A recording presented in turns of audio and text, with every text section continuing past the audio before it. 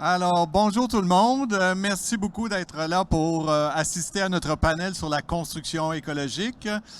Est-ce que Fred est en ligne aussi? Ah oui, il est là. Oui. Salut Est-ce que mon vous Fred. m'entendez? Très, très bien, merci. Toi, tu nous entends? Oui. Numéro un, parfait. Donc, on va commencer avec Frédéric Wipper de Solutions RA. Donc, Frédéric est diplômé de l'Académie Earthship et a cofondé Solutions RA et les Oasis avec Francis.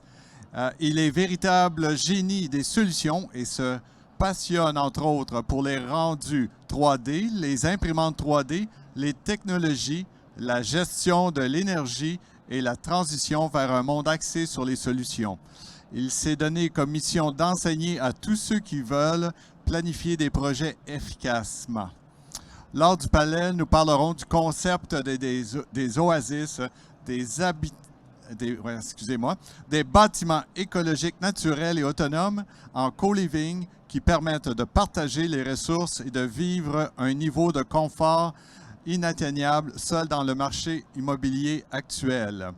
Nous avons la chance aussi d'avoir Maryse Leduc, architecte design. Maryse est pionnière en conception de maisons écologiques, chef de file du design de maisons de villégiature au Québec, lauréat de nombreux prix prestigieux, conférencière renommée, enseignante respectée, Maryse s'est taillée une solide réputation auprès de ses pairs et de sa clientèle. Maryse entame ses études universitaires en 1982 et obtient son baccalauréat en architecture à l'Université de Montréal. Elle se voit alors décerner la médaille d'excellence de l'Institution royale d'architecture du Canada. Elle obtient une bourse qui lui permet de voyager pour étudier l'habitat contemporain en Europe et d'y réaliser des stages dans de grands bureaux d'architectes. Durant ces voyages, elle s'initie à l'architecture écologique et s'imprègne des tendances de l'Europe, de l'Asie et du Moyen-Orient. Donc, de 80 à 89, elle travaille pour le compte du cabinet d'architecte Cardinal Hardy. En 90, elle entreprend une maîtrise en histoire et théorie de l'architecture à l'Université McGill. Puis elle poursuit des études doctorales en aménagement à l'Université de Montréal, toujours sur l'habitation. William Murray, de Construction Rocket. William travaille comme entrepreneur général au sein de son entreprise, Construction Rocket, depuis plus de 10 ans.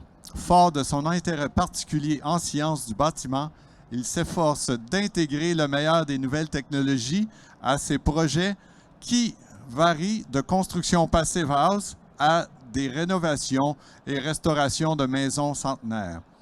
Constructeur certifié Passive House, lui et sa partenaire et conjointe, qui est consultante certifiée Passive House, ont complété la Maison des Sources en 2017, qui a été certifiée LEED Platine et fut la première construction neuve au Québec à atteindre la certification FIUS, donc Passive House Institute US. Donc, bonjour à vous trois. Merci beaucoup d'être là. C'est vraiment génial, surtout que ça fait longtemps qu'on se connaît. Et je suis très heureux d'animer ce panel parce que la construction écologique, c'est quelque chose qui m'a toujours beaucoup intéressé. Et ça fait quand même 17 ans qu'on organise des foires de l'environnement maintenant. Donc, la construction a toujours été un aspect très important pour nous. Donc, on pourrait commencer peut-être par un petit 5 minutes pour parler de vos réalisations. Alors, qui veut briser la glace entre nous trois? OK, bien, je vais commencer.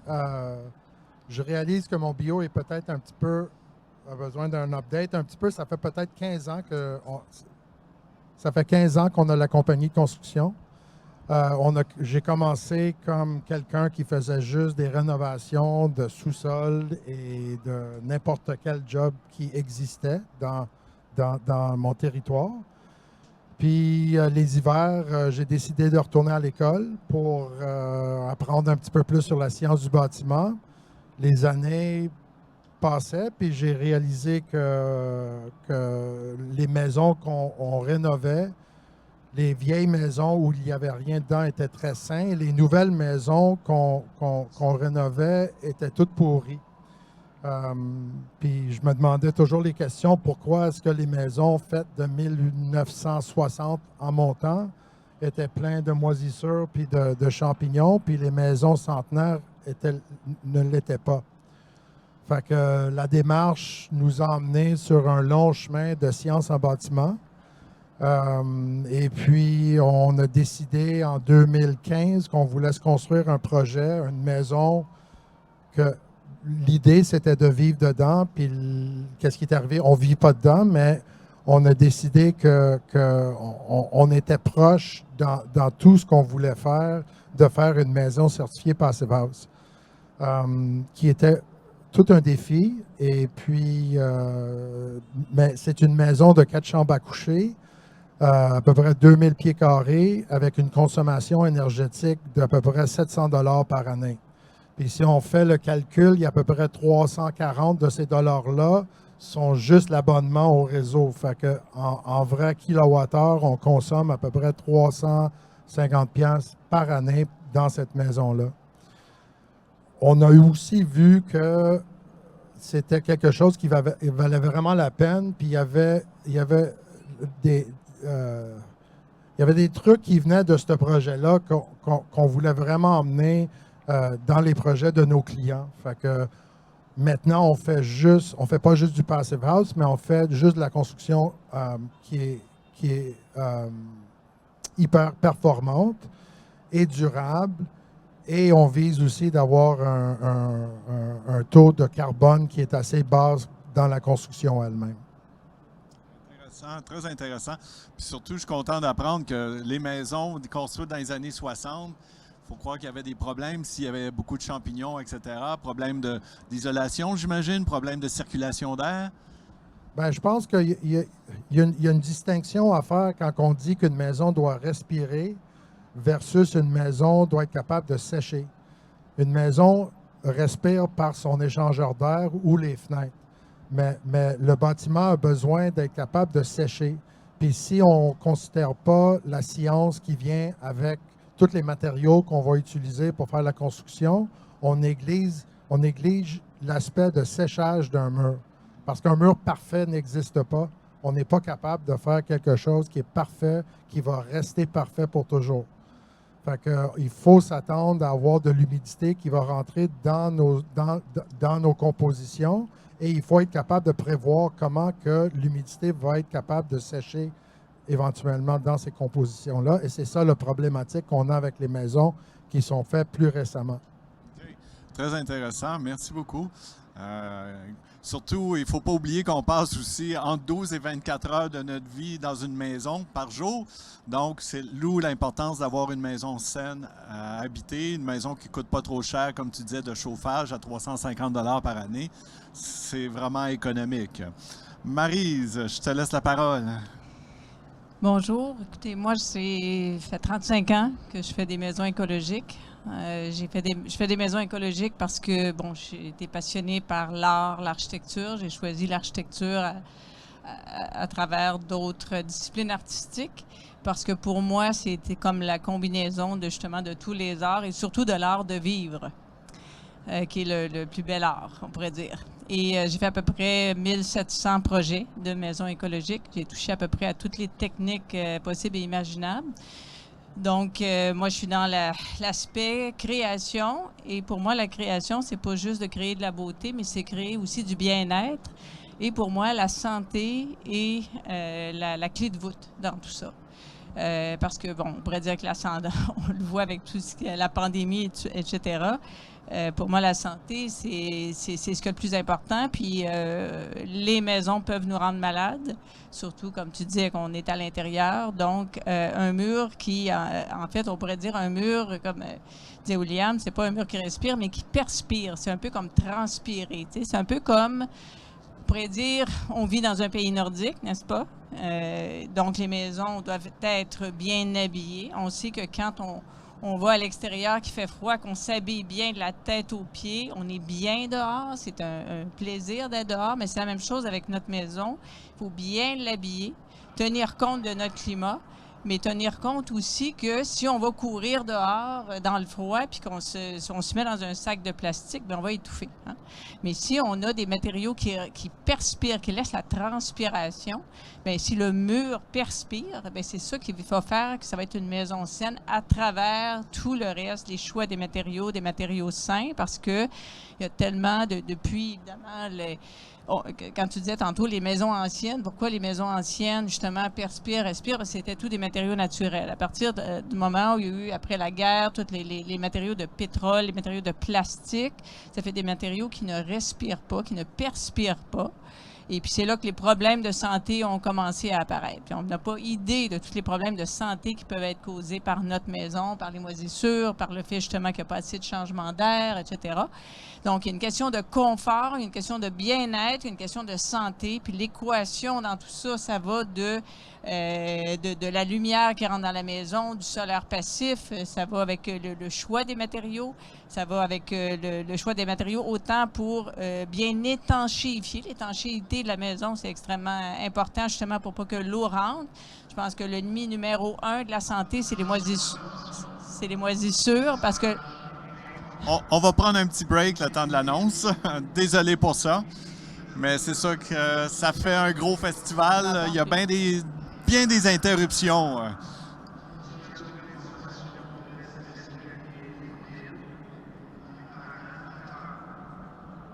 Surtout que c'est un enfant perdu, je pense que c'est important.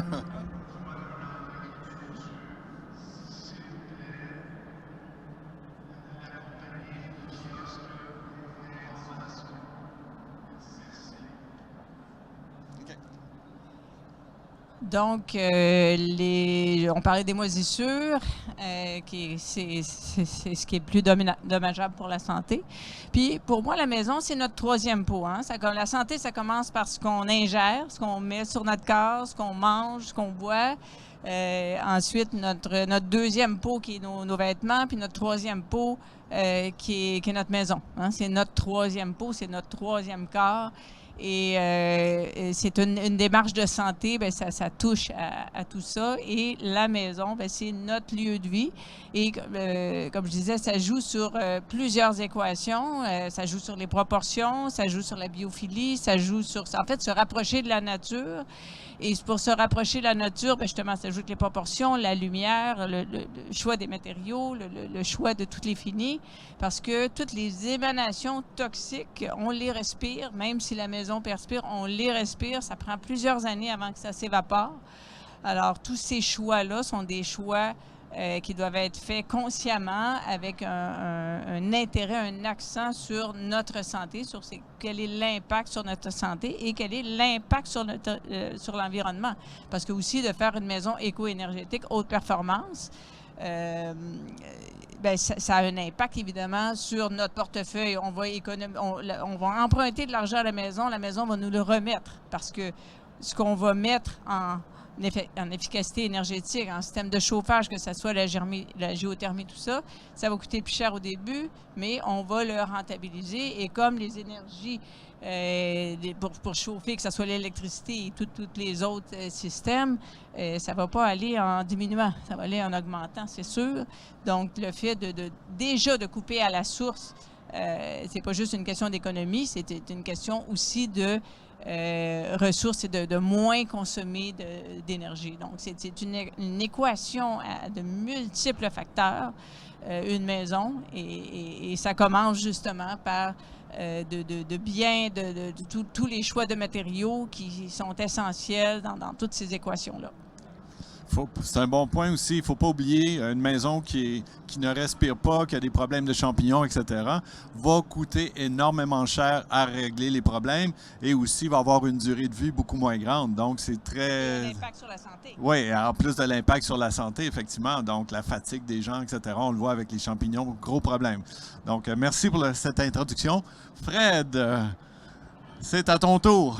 Yes, est-ce que vous m'entendez bien? Oui, très bien. Puis dis-moi si je me trompe, mais toi, tu es là pour le design, tu es là pour donner des cours. C'est surtout ça ta force.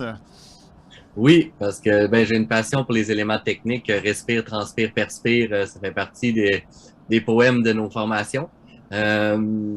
Mais ouais, aujourd'hui, dans le fond, je voulais vous présenter un peu les projets sur lesquels on travaille avec Solutions ERA. C'est sûr que nous, on a fait beaucoup d'éducation. Hey, d'ailleurs, je veux juste vous dire, j'aurais aimé ça être en présentiel avec vous. Défaut de communication. Bref, je suis chez nous, c'est que je vous donne l'information pareil. Je pensais que c'était juste en ligne. J'aurais préféré être avec vous en personne, mais bon, voilà. On est très Puis, heureux de te voir quand même. oui. Puis j'ai vraiment aimé les réflexions, dans le fond, de William et Maryse. Là. Je suis vraiment aligné avec tout ça. Puis avec Solution Eros, ça fait longtemps qu'on enseigne ça. On a compté dernièrement, on était à 4000 étudiants qui ont fait un certificat de 12 journées complètes, 6 fins de semaine sur 6 mois. La quantité d'étudiants qui sont informés, éduqués, qui veulent passer à l'action, c'est énorme.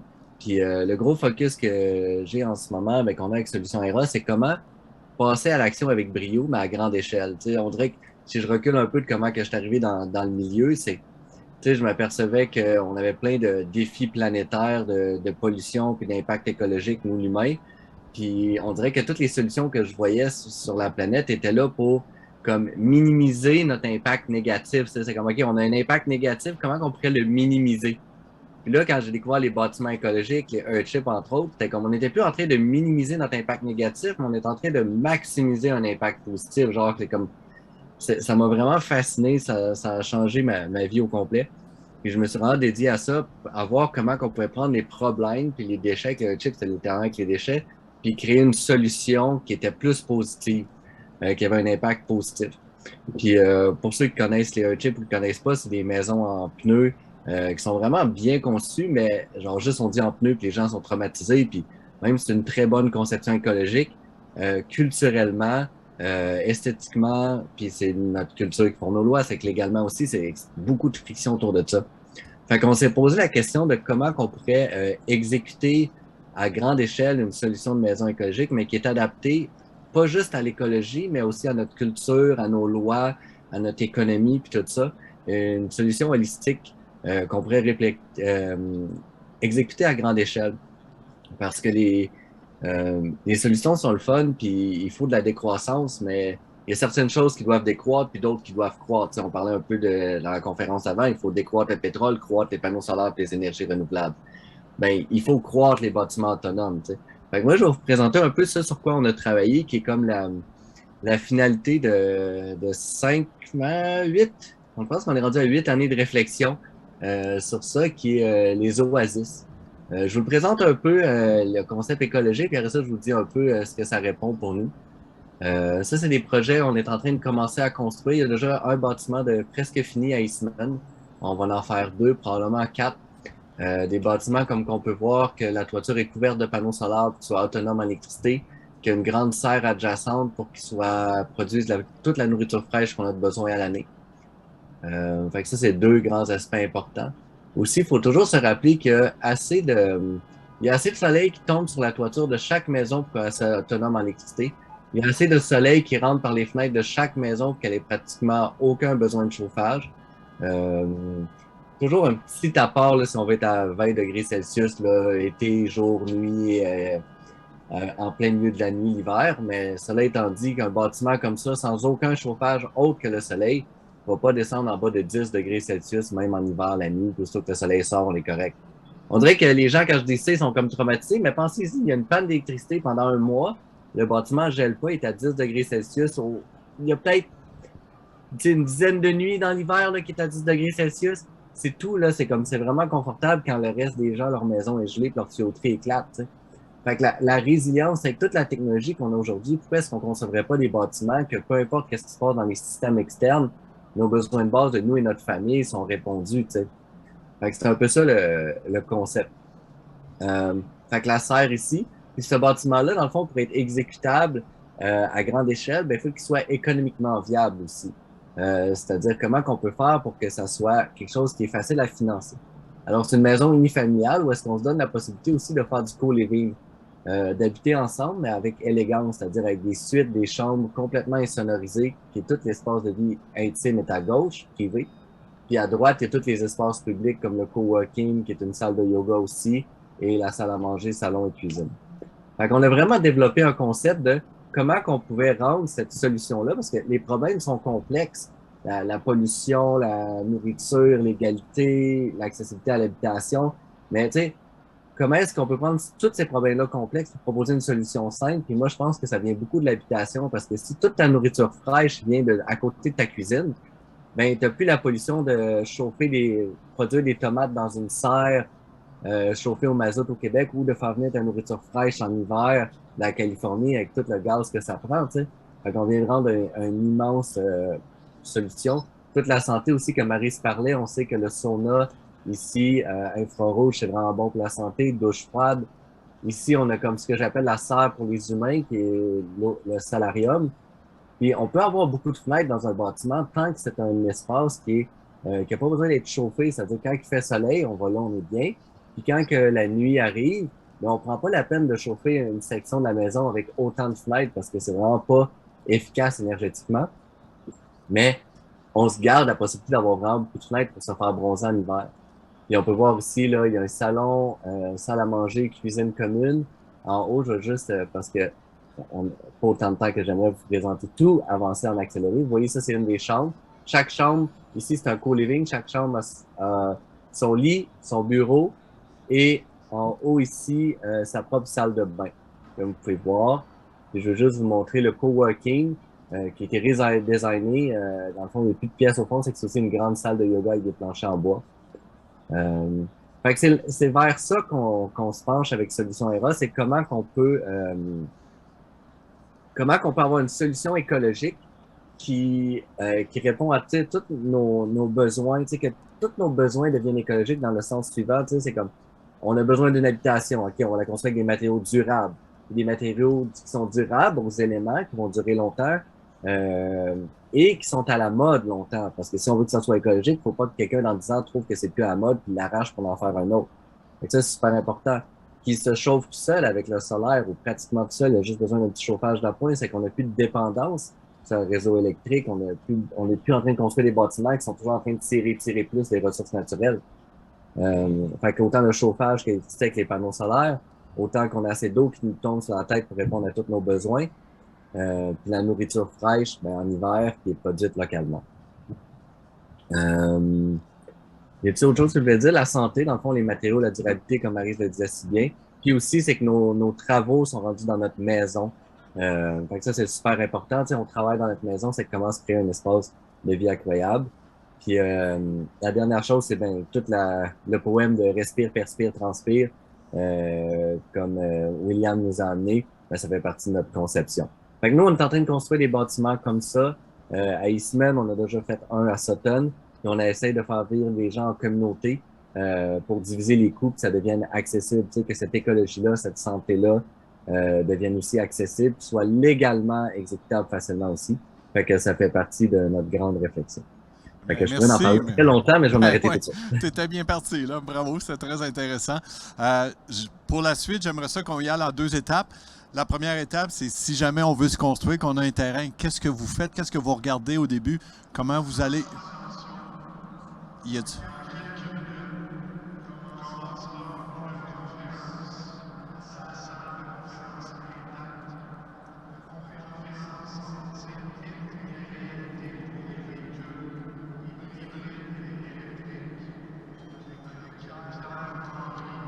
Hey, je profite de l'annonce juste pour parler aux techniciens. Ça dit qu'il reste 8 minutes 30 sur le Zoom. Oui, on va checker ça de notre côté, c'est certain. C'est super. Parfait, merci beaucoup. Et donc, première partie, qu'est-ce qu'on fait avec le terrain, comment qu'on oriente la maison, etc. Comment qu'on peut choisir, parce que c'est pas toutes les maisons qu'on peut construire, on peut avoir la fenestration du côté sud. Et en deuxième partie, j'aimerais ça qu'on discute l'investissement le plus important pour vous dans une maison, pour que la maison soit le plus durable, qu'elle ait un impact minimum sur les GES. Donc, j'aimerais ça qu'on commence la maison, le terrain, comment que vous voyez ça au début, parce que c'est pas toujours évident non plus quand tu as un terrain. Hein. Maryse? Bien, la première chose, évidemment, c'est l'orientation de la maison. Il faut que le soleil rentre dans la maison. Peu importe l'orientation, il y a toujours, par exemple, sur le bord d'un lac, il y a toujours un côté nord, mais il faut que puis la vue, c'est sûr que c'est très important aussi. S'il y a une très belle vue, s'il y a un lac ou quoi que ce soit, il faut que le soleil rentre dans la maison. Le solaire passif, c'est une énergie gratuite. qui est bonne pour la santé physique, mentale, psychologique. Hein. Donc, mais en même temps, il faut faire attention au problème de surchauffe. La surchauffe est presque plus importante que le problème de chauffage. Parce que quand on ouvre, quand on fait plein de fenestration au sud, si on ne fait pas une maison intelligente, c'est-à-dire qu'on ne fait pas des pare-soleil, c'est sûr que ça prend des systèmes de stores, ça prend des systèmes de petits toits. Faut faire le calcul du toit, sauf que le soleil, il n'est jamais à la même place. Il ne se lève jamais à la même place, il ne se couche jamais à la même place durant toute l'année. Okay? Donc, entre les équinoxes, les solstices, la hauteur va être différente. Donc, quand il rentre directement dans la maison, ça peut créer de la surchauffe. Oui, ça chauffe l'hiver, tout ça, mais il faut faire attention parce que en été, il peut faire 47 degrés dans la maison juste parce que, bon, évidemment, après ça, il va y avoir le choix de la fenestration. Pour moi, construire en 2022, si on ne fait pas une maison énergétique avec toutes les meilleures performances, je dirais que ça ne vaut pas la peine de construire. Pour moi, c'est un must, dans le sens que on est dans une phase actuellement où tout va coûter plus cher. Les ressources naturelles, il va y avoir des pénuries, ça va augmenter. Donc, c'est intelligent déjà à la source, hein, comme on disait, de se mettre un manteau chaud. On est dans un pays nordique, mais pas juste ça, l'été aussi. Hein? C'est pas juste de se protéger du froid, c'est de se protéger aussi de la surchauffe. Parce que les coûts de climatisation sont aussi, sinon plus importants que les coûts de chauffage, dans un certain cas. Okay? Donc oui, ça prend des fenêtres qui ouvrent, verre triple. L'investissement du verre triple vaut la peine. Puis plus il va y en avoir, moins ça va coûter cher. Puis ensuite, évidemment, une maison performante, le toit. Hein, le toit, la chaleur monte déjà de minimum R60 dans le toit. S'il y a un endroit où mettre plus d'isolation, quand on rénove ou quoi que ce soit, déjà dans une maison, si on a un problème de budget, c'est dans le toit parce que la chaleur monte. Donc, les toits, les murs, que ce soit double ossature, que ce soit minimum de jouer entre R30, R40, R35, R40, R45 dans les murs, verre triple, un toit minimum R60, minimum, donc plus que le code du bâtiment. Et ensuite, les ponts thermiques. Okay? C'est facile de dire on va faire une maison en 2x8 avec de la cellulose. Il y a tellement de ponts thermiques avec toutes les 2x6 ou les 2x8. Quand on regarde ça là, autour des les colonnes de bois, tout ça, ça crée des ponts thermiques. Donc, ça crée du froid. Ça peut faire de la condensation. Donc, ça prend une barrière. En tout cas, c'est tous des termes très, très techniques. Mais tout ça pour dire que la qualité de l'isolation est importante. La qualité de la fenestration aussi est importante. L'orientation de la maison aussi est importante. Tous les mécanismes pour moduler la surchauffe et en fait le froid et le chaud. Puis on s'en va vers des extrêmes aussi. On le vit déjà. Avant, je disais, les maisons, ça va de moins 30 à plus 30. Mais maintenant, c'est de moins 40 à plus 40. Et on espère que ça ira pas à moins 50 à plus 50. On espère juste ça. Mais ça fait des extrêmes. Donc, on est ici, au Québec, on joue dans des extrêmes. On va aller de plus en plus dans des extrêmes. Donc, ça joue dans les deux sens. Voilà pour moi. Je passe la parole. Oui, Will. Écoute, oui, et oui, et oui, et oui. Tu as absolument raison. Je pense que juste pour renforcer l'idée du triple vitrage versus le double vitrage, c'est comme dire, demander à quelqu'un d'aller acheter un téléphone, puis vous revenez avec un flip phone. C'est un téléphone, mais c'est pas nécessairement le téléphone qu'on veut. C'est pas un iPhone, c'est pas quelque chose qui va faire tout le travail qu'on s'attend qu'un téléphone va faire. C'est la même chose avec une fenêtre. Fait que pour moi, tu sais, c'est vraiment l'enveloppe qui est l'affaire la plus importante. La finition, les cuisines, les salles de bain, on peut toujours rajouter, on peut toujours faire de la finition. Mais, tu sais, quand on va à un site au début, c'est sûr qu'on veut préconiser que ça soit face au sud, qu'on ait accès au soleil. Mais la réalité, puis je pense que si vous habitez en ville ou à la campagne, il y a une très bonne chance que vous n'avez pas accès à une fenêtre qui vise au sud. Fait que le soleil ne va pas rentrer. Fait que pour moi, qu'est-ce que nous, on met de l'avant quand on jase avec un client au début, c'est l'isolation, les bonnes fenêtres et l'étanchéité à l'air. Puis c'est comme, tu sais, on a tous vu ma fille était un ado qui attendait l'autobus avec son manteau à moins 40 qui n'était pas attaché. Puis on passe à côté, on a tous passé par là, je l'ai fait aussi. Puis on passe à côté de les ados qui attendent l'autobus quand il fait moins 40, puis on dit, ben non, voyons donc, attachez vos manteaux, là, ça n'a aucun bon sens. Ben, c'est la même chose avec une maison. L'étanchéité à l'air est comme primordiale et le manteau qu'on va mettre, c'est très important, l'été comme l'hiver. Fait que pour moi, je suis complètement en accord avec ce que Maryse a dit. Et juste oui et oui, you know? Fred,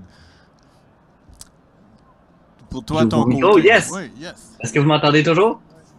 Très bien. Parfait, on teste. Fait que moi, je peux te dire oui, oui, oui et oui à Maryse, puisque William disait.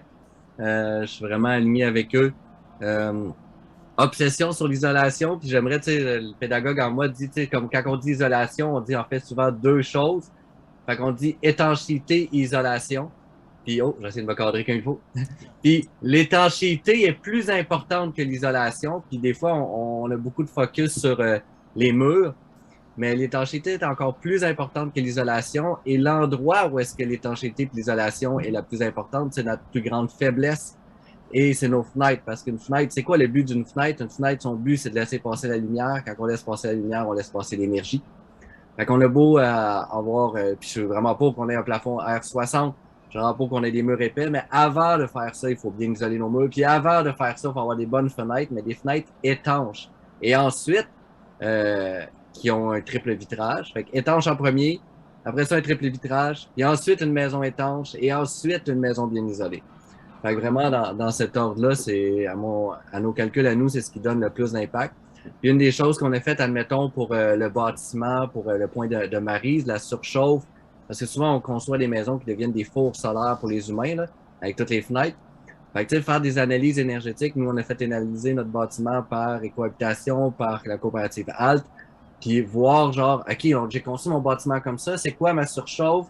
C'est quoi mes temps trop froids? OK, là, j'ai des informations, comment réorganiser mon bâtiment pour que j'atteigne le maximum de confort avec le plus de solaire passif possible.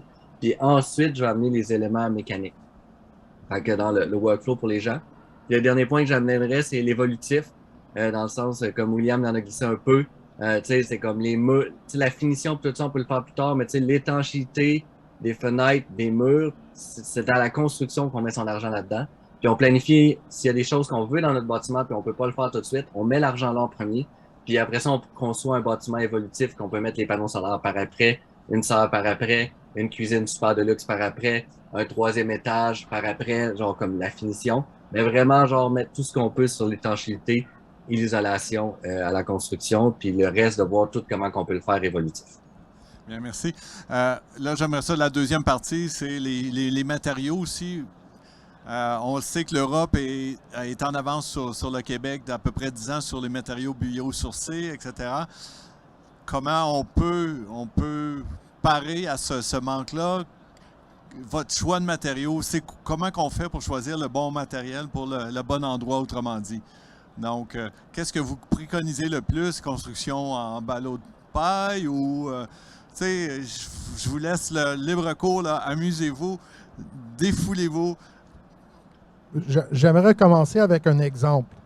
On a fait une maison haute performance où ça a été dessiné avec des murs c'était juste du pétrochimique. Fait que c'était du foam en dessous de la dalle, dans les murs, tout partout.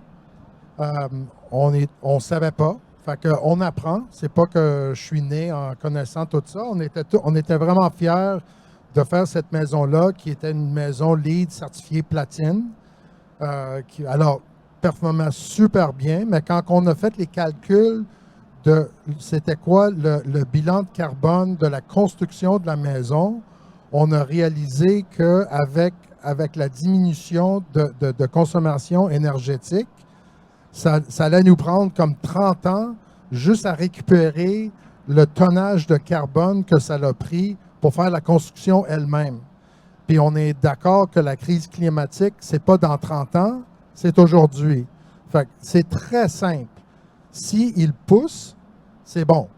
S'il faut le produire du pétrochimique, c'est moins bon ou pas bon.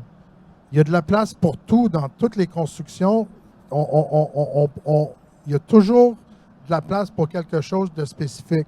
Mais qu'est-ce qu'on vise faire, et c'est très, très, très faisable, c'est d'avoir un bilan de carbone négatif, qui veut dire qu'on est en train de garder du carbone, puis on le met dans le bâtiment, puis on le laisse là.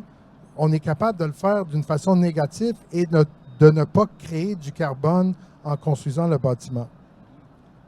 Donc, quel matériau tu vois? Il y en a Comme je te dis, ça peut être des ballots de paille, ça peut être de la chaux, ça peut être de la cellulose, ça peut être n'importe quoi qui pousse.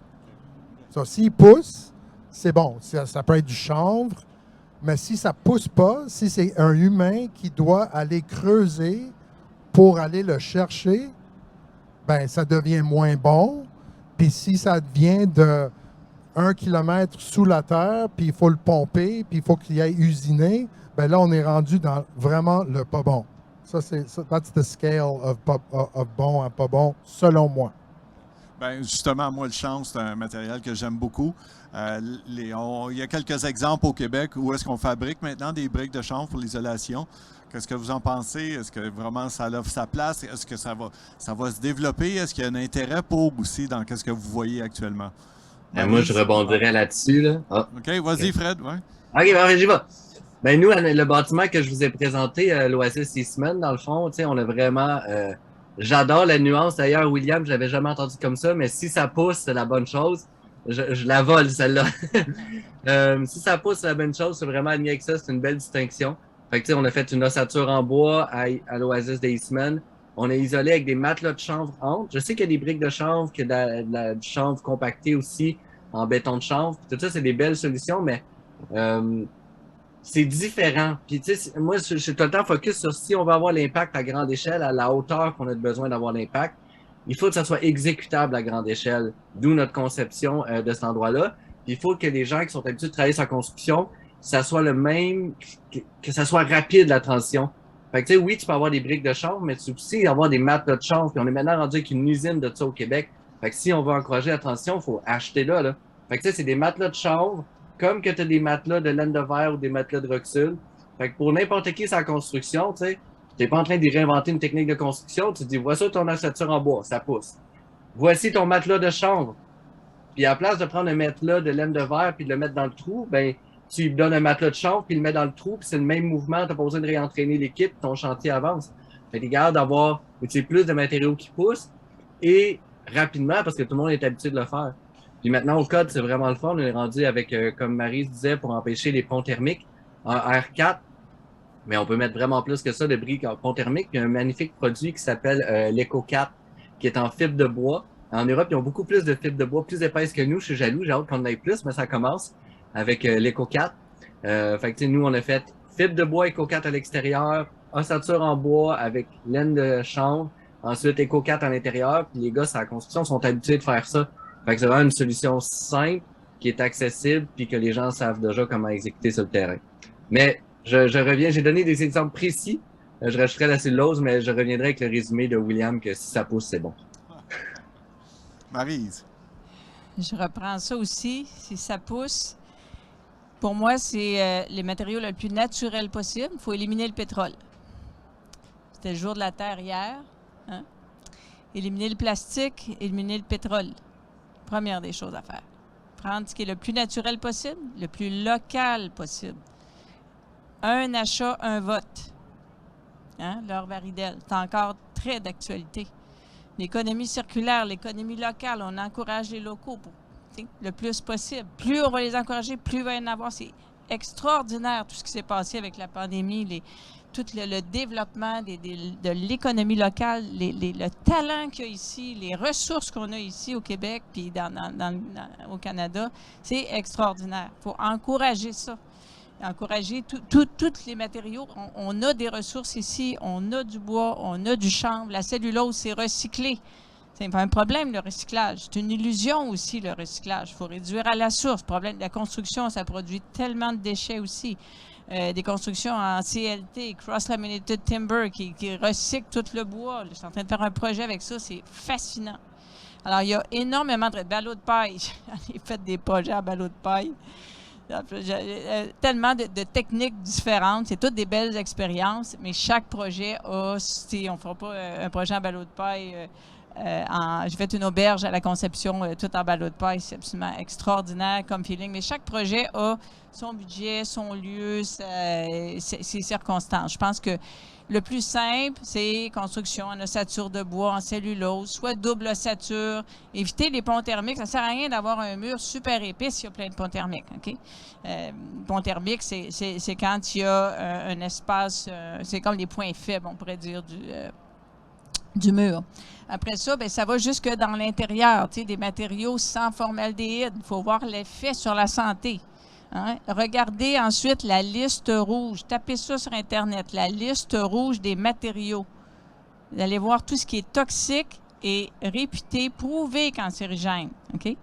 Et évitez ça, les retardateurs de flamme, le formaldéhyde dans les armoires de cuisine. Plus on va l'utiliser, moins ça va être cher. Du New Green, toutes les compagnies ont ça, des mélamines sans formaldéhyde. Ça prend des années avant, on le respire. S'il y a un endroit dans la maison où on doit mettre de la mélamine sans formaldéhyde, c'est dans la cuisine. On met nos aliments dans des armoires qui absorbent ce formaldéhyde-là. On parle pour des constructions neuves ou des rénovations. On le consomme. Ça a un effet directement sur notre santé. Okay? C'est tous des produits chimiques, donc le plus naturel possible. Quand j'ai commencé il y a 35 ans à faire des maisons écologiques, je me suis dit, c'est ça que je veux faire et rien d'autre. Bien, je suis revenue aux techniques anciennes. Des planches à 45 au lieu de mettre... J'ai fait des maisons sans contreplaqué, sans colle, sans aucun produit chimique. Il y a 35 ans, il y avait zéro, rien sur le marché. Aujourd'hui, il y a tellement de ressources et ça se développe à vitesse grand V et plus on en achète, plus il va en avoir, puis plus il va en avoir, puis plus on va en acheter. Et on encourage l'économie locale. C'est absolument essentiel à notre économie et au développement justement d'une société saine et en santé avec des bâtiments. C'est tout un ensemble. Donc, juste peut-être un petit 30 secondes là, pour la fin, puis après ça, on va passer à la période de questions. On dit tout le temps que la maison écologique elle coûte plus cher qu'une maison conventionnelle. Donc, j'aimerais ça essayer de démystifier un petit peu ce point-là. Puis moi, je dis, oui, bien, si elle est plus chère, les taux d'intérêt sont super bas. C'est peut-être mieux de mettre un 10, 15, 20 000, 30 000 piastres de plus pour avoir une maison en santé qui ne coûtera rien à chauffer. C'est un énorme défi, les coûts. Où est-ce qu'on met l'argent? Où est-ce qu'on investit l'argent dans la maison? Parce que tout est important et tout coûte cher. Hein? Fait que, oui, on est mieux de faire une plus petite maison avec plus de qualité et plus de cachet et plus d'âme qu'une grande maison sans âme et sans cachet et sans santé. Okay? Bon. Déjà au départ, question de... Est-ce qu'on a besoin de 3 salons? Hein? On a-tu vraiment besoin de tout ça? Okay? La simplicité volontaire 2.0, 2022, puis 2032, puis 2042. Il faut la repenser. On consomme beaucoup, on dépense beaucoup, il faut mettre l'argent à la bonne place. Et notre santé, ça devrait être la priorité. Puis pas juste notre santé personnelle, mais la santé de l'économie, la santé de la société. Donc déjà, en posant des gestes comme ça, en faisant les bons choix, en privilégiant les matériaux naturels, les ressources locales, c'est déjà le premier geste.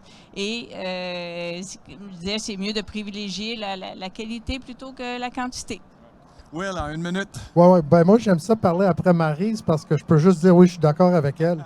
Mais j'aimerais juste rajouter que quand on achète un bâtiment, il nous demande 3 choses. Le prix du bâtiment, les taxes, qu'est-ce que ça va coûter, parce qu'on va payer les taxes à chaque année pour toujours, Et le troisième, c'est le coût d'énergie. Fait que si vous voyez que, si vous êtes capable de voir votre facture d'hydro comme une hypothèque qui ne finit jamais, et vous êtes capable de visualiser que vous pouvez diminuer ce montant-là, calculez-le sur 10, 15, 20, 25. On est rendu avec des hypothèques de 50 ans maintenant. Calculez-le sur 50 ans, puis vous allez peut-être trouver que c'est pas si cher que ça de faire une maison qui est bien isolée et qui coûte moins cher à faire rouler. Fred, rapidement. Moi, je reposerais ta question parce que souvent on dit une maison ordinaire versus écologique, mais en fait, ce qui est caché dans cette question-là, c'est une maison ordinaire versus une maison de qualité. Parce qu'une maison écologique, avant tout, c'est une maison de qualité, qu'on a pris le temps de choisir des matériaux durables, de concevoir bien, de penser à long terme, qu'on a pris le temps de bien faire. Fait que c'est normal qu'une maison ordinaire cheap coûte moins cher qu'une maison de qualité. C'est comme fin de la discussion. C'est comme une maison écologique, c'est une maison de qualité, mais après ça, c'est quoi l'intelligence du design qu'on va utiliser pour avoir des solutions qui vont être éco-abordables, comme William le disait si bien, si on isole plus, notre coût d'énergie descend, puis ça peut s'équivaloir, puis on devient éco-abordable. Il y aurait ça, comme Maryse le disait, il y a tous les coûts qu'on peut moins bien mettre dans une calculatrice de la santé puis tout, d'aller vers la simplicité, de faire un design plus simple, pour être capable d'investir dans la qualité plus que dans le cheap ordinaire le plus grand possible. Fait que moi, je n'aime pas cette question-là. La question, c'est, on veut-tu une maison ordinaire ou une maison de qualité? Exactement, je suis bien d'accord avec toi. Oui, Maryse. Ça vaut pas la peine de construire une maison pas écologique. C'est du gaspillage. Fait que faites-le ou faites-le pas. Si vous n'êtes pas construire en 2022, aujourd'hui, avec tout ce qu'on sait, là, faites une maison écologique. Plus petite, plus simple, mais écologique. Merci. Est-ce qu'il y aurait une question du public? C'est bon? Ah, il y a quelqu'un? Ouais. Ouais, moi aussi. Vous avez mentionné l'économie circulaire. Quand on fait des... Quand on fait des rénovations, il y a bien du stock de la construction qui est carrément jeté. Dans les nouvelles constructions que vous proposez ou dans les rénovations ou nouveaux projets, y a-t-il un moyen de récupérer toutes ces briques-là, ces pierres-là, tous les matériaux, ben c'est contaminé. Mettons qu'ils démolissent un hôpital, c'est clair, c'est contaminé, tu ne veux pas prendre de risques. Mais dans le cas là, de, je ne sais pas, les autres constructions, les suites d'enfouissement sont remplies d'acier qu'on jette, de panneaux qu'on jette, parce qu'on démolit, puis on agrandit, puis... Y a-t-il moyen de circulariser ça? Ou c'est contaminé, puis c'est dangereux? Je vais parler pour un de mes exposants ici, Brick Recycle, qui vient d'inventer une machine pour récupérer les briques, justement, pour enlever le ciment. Il me racontait que réutiliser ces briques-là sur un mur de peut-être 1000 pieds carrés, c'est tant de gaz à effet de serre qui ne sont pas émis. C'est génial, sa machine. Et en plus, au Québec, il n'y a plus d'usine de briques, donc ça vient tout de l'extérieur, donc beaucoup de transport, etc. Mais effectivement, au niveau de l'économie circulaire, il y a beaucoup de choses qui se passent. Vas-y, Will. Oui, et de juste comprendre qu'il y a des coûts associés à ça. Et nous, comme le consommateur, on a besoin d'assumer la responsabilité de qu'est-ce qu'on détruit. Fait que si on cherche toujours juste le plus bas prix, ben c'est sûr qu'ils vont juste tout pitcher dans la poubelle. Puis, il faut que nous, éventuellement, comme consommateurs, on prenne responsabilité de les déchets que nous, on va produire. Oui. Maryse, puis après ça, Tout le monde connaît le zéro déchet, j'espère. Bien, il faut aller vers ça. La rénovation, zéro déchet, la construction, zéro déchet, recycler, comment réutiliser tout ça. Moi, quand je fais des projets de rénovation, j'invite les gens à annoncer sur Kijiji, puis un projet que tout le monde est venu chercher des bouts de matériaux, des bouts de fenêtres pour récupérer, et ça s'en vient. Ça s'en vient, je pense. Il y a plein d'entreprises qui font ça, mais il ne faut pas jeter aux poubelles. Ça s'en va dans l'environnement et c'est effrayant, la dégradation, le temps, tout ce que ça produit comme pollution. Fait que c'est un pensez-y bien, mais je pense qu'il y a beaucoup de place dans ça à la récupération, essayer de récupérer, mais c'est un problème. Ouais. Effectivement. La rénovation, les déchets de rénovation, les déchets de construction. C'est pour ça que dans les maisons LEED, on essaie le plus possible de récupérer, d'avoir le moins possible. Puis les entrepreneurs font attention dans justement de récupérer tous les morceaux de bois, tous les matériaux, de bien commander pour éviter là, tous les déchets, tout ce qui est jeté dans tout ce qui s'en va dans la nature et qui pollue. Là. Ouais. Fred? Ben, une des premières choses dans la rénovation, on dirait qu'on voit plus les matériaux qu'on jette, mais il faut garder en tête qu'une maison qu'on rénove, c'est toujours plus écologique qu'une maison neuve. C'est comme, à la base, là, la maison la plus écologique, c'est elle que tu construis pas. Hein? T'as beau construire la maison la plus écologique au monde, ça serait plus écologique de faire construire, donc de rénover quelque chose qui existe déjà. Même si on voit plus les matériaux qu'on met de côté. Puis la chose que je crois qui est vraiment importante, que j'ai dit plus tôt, mais je vais le répéter parce que je sens que ça va pas rentrer au poste, mais quand on conçoit, on choisit des matériaux durables avec les lois de la physique, aux intempéries, tout ça, puis durables à la mode. Parce que dans le fond, est-ce que ça va être encore à la mode dans longtemps? C'est quoi les matériaux nobles? Je nomme juste quelque chose au Québec qui est vraiment là, qui est noble, qui est écologique, l'ardoise par exemple. Si tu mets de l'ardoise, le monde va trouver ça beau dans 100 ans. Si tu mets la céramique qui est à la mode aujourd'hui avec sa couleur fluo, avec sa shape spéciale, mais ça, tu le mets là, mais c'est de la pollution bientôt, tu sais. Fait que c'est comment qu'on choisit des matériaux durables, mais qui sont durables aussi esthétiquement, pour que les gens les veulent longtemps dans leur espace de vie.